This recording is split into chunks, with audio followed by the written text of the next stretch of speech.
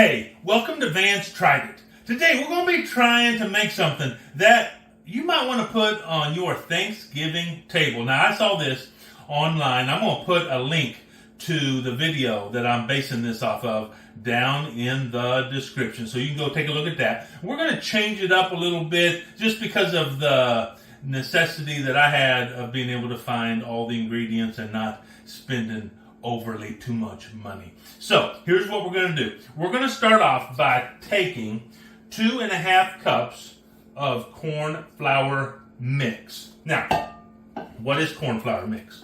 Corn flour mix is going to have corn flour and baking powder all together in one, which is fine for this recipe because in the video he takes straight cornmeal and flour and baking powder and puts it in here. So if you're not using a cornmeal mix, if you're using actual cornmeal, then you're going to want to put about 1.5 cups of cornmeal to 1 cup of flour and a tablespoon of baking powder. But that's not what we're doing because we're using the cornmeal mix. We're going to add to that 1 teaspoon of salt, a 1/2 teaspoon of cinnamon, and a 1/2 teaspoon of allspice. We're going to take all that, we're going to put it in this bowl right here, and we're going to give it a good mixing together with our whisk here. Just get that all incorporated together. Just like that. Doesn't take long at all. Bing, bang, boom. That part's done. Easy cheesy. Okay, so now we're going to go to our blender. Let's get this stuff out the way here. We're going to go to our stand mixer. Not a blender, it's a mixer. We're going to go to our stand mixer. And we're going to put together all the wet ingredients. So we're going to start off with 1.5 cups of mashed sweet potato. So all I did is I took the largest sweet potato I could find at the store, and I cut it up, put it in some water, boiled it for about 20 minutes, and then just mashed it up, just like that. So, here's just a general rule. The average size sweet potato, they've actually done studies on this, by the way. The average size sweet potato is going to give you about 3/4 of a cup of mashed sweet potatoes. So, I just got a really big one, or you could get 2 small ones. That's going to give you about 1.5 cups. You're going to have some left over, but that's okay because I had some left over. Ooh, look what I did. I mixed it with some butter and some cinnamon and some brown sugar. I'll put some marshmallows on top, and when this cornbread is baking, we're going to put this in our toaster oven, and we're going to toast this up, and we're going to just eat it and just see what it is. So don't be afraid to have some leftover mashed sweet potato because you can do some wonderful things with it. So that's going to just be off to the side, and we'll take care of that later. But to this sweet potato, we're going to add 2 eggs, and we're going to add 2 tablespoons of butter, and we're going to add 1 cup of Greek yogurt. Now you could use sour cream. You could even use, if you wanted to, softened cream cheese. Make sure it's softened. But we're going to use some Greek yogurt right here. Get it all out the cup here.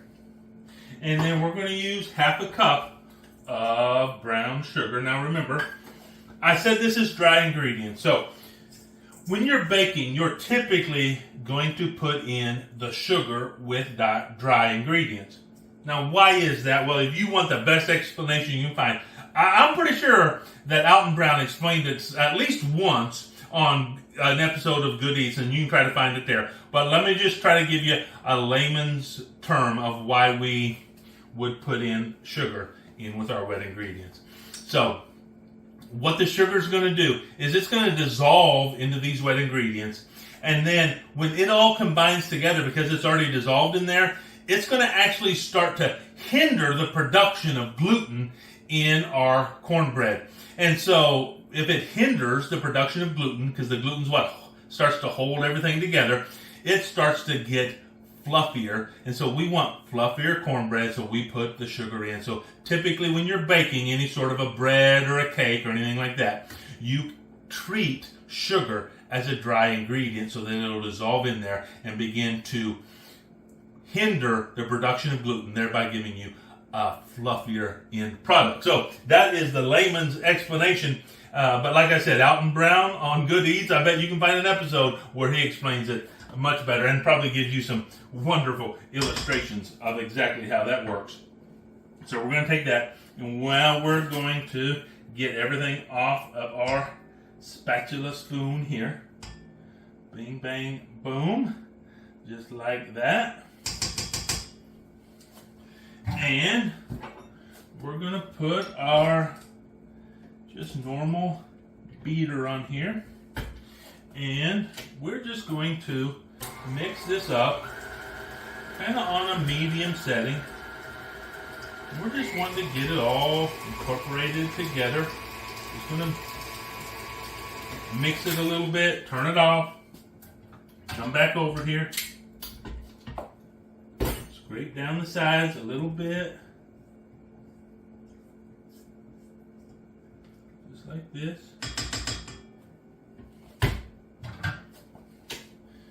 Give it another little go here.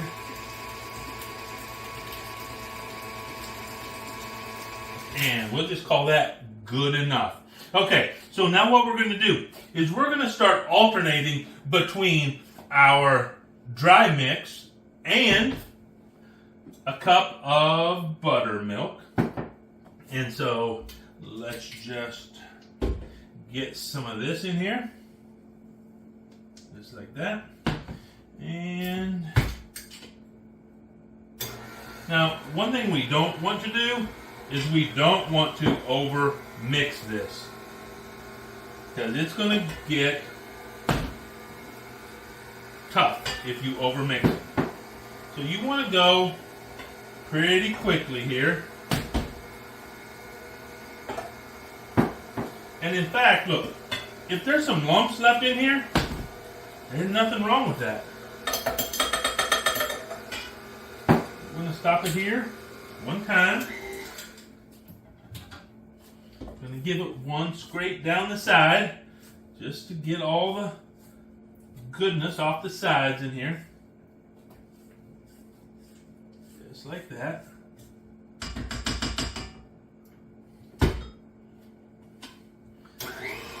Just give it a good go. 1, 2, 3, 4, 5. It doesn't take long. Boom. We are done. Like I said, we don't want to overmix this at all. So, let me get this off the stove here, because we're going to make this in our skillet. You could make this in a casserole dish if you wanted to. We're going to make it in the skillet, mostly just because that's what he did on the video. So we're just going to do that also, and we're just going to pour this all into our skillet. Now I did go ahead and I put some butter in here. So I have seasoned this skillet with some butter.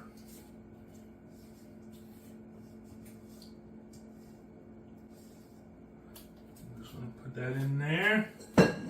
We're going to spread it all around nice and even as we can get it. Just like that. We have our oven heated to 375 degrees. And now we're just going to put this in our 375 degree oven. We're going to leave it in there for about 35 minutes. So let's give it a go. I'll see you in 35 minutes. And we're going to have some nice sweet potato cornbread, but we're also going to have that extra dish that we're going to give it a try. Ooh, I think that's going to be good too. Hey, I'll see you here in about 35 minutes. Okay, we've been in the oven now for almost 35 minutes. I'm going to go ahead and turn off my timer, and let's take it out and see what it looks like. Oh, there's a little look-see at it. It looks just right. But we're going to give it a little test. We have a toothpick here. We'll just do the old test like that. Comes out clean as a whistle. So we're just going to let that sit there for a minute.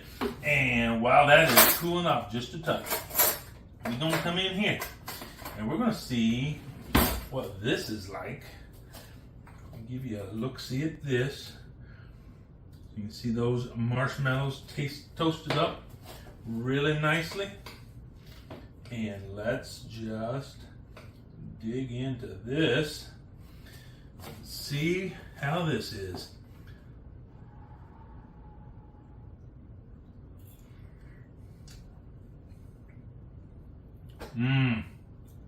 Wow. Yeah. Look, this is delicious, man.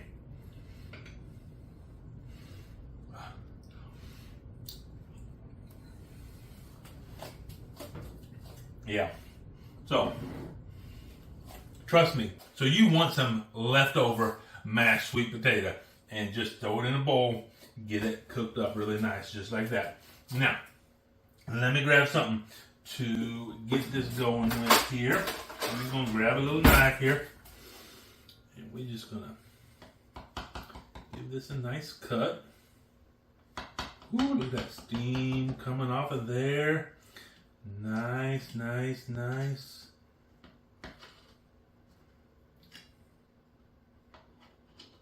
Let me grab me a little plate.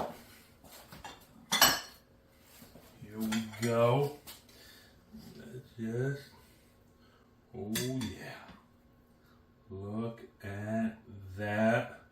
Would you look at that nice, beautiful color and doneness?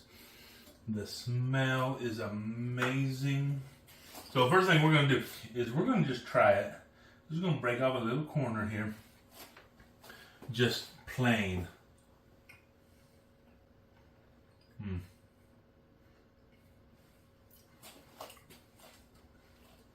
Yeah, it definitely tastes like cornbread, but it has that little bit of extra in it. So here's how we're going to do it right now. To really do a really good taste test, we're just going to get a little butter right on here.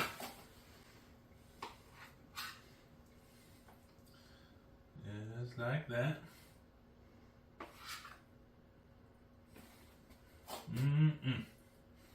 Oh, yeah. I mean, look at that. I mean, it is just having that butter just absorb right into that sweet potato corn bread. Now let's give it a taste here with some butter on it. Whew. Here we go.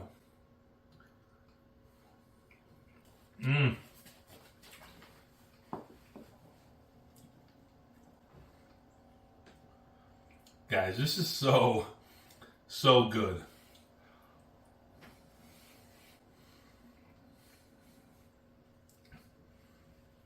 If y'all like cornbread, but you want to kind of change it up a little bit, give it a little extra flair, I mean, this is the way to do it.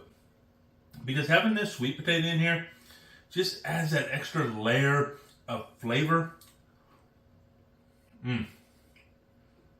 The cinnamon, the allspice comes together. This is a really good version of cornbread, this sweet potato cornbread. I highly recommend it. Hey, look, here's what I'd like you to do. Go down right now in the comments and leave a comment. What is your favorite type of bread to have with Thanksgiving or Christmas dinner? You like rolls? You like cornbread? Oh, by the way, if you were to make this up and then take this cornbread and use this cornbread for your stuffing or your dressing, oh man, let me tell you, that would also be just amazing. But what is your favorite bread to have with your Thanksgiving, Christmas holiday meal. And hey, while you're down there, would you please go ahead and like and subscribe? Ring that bell so you'll get notified. Notified? No, just notified. There's no edit to it. Just ring the bell. And then let me know what you're thinking. Hey, also, let me know, what would you like to see me make? It's coming up on Thanksgiving, and then it'll be Christmas. So we're going to have lots of family gatherings. Is there some dish y'all would like to see me make that you are thinking, hey, maybe that's something I could take to my family gathering, but maybe I should wait till Vance tries it? This sweet potato cornbread, I tried it, and you should too.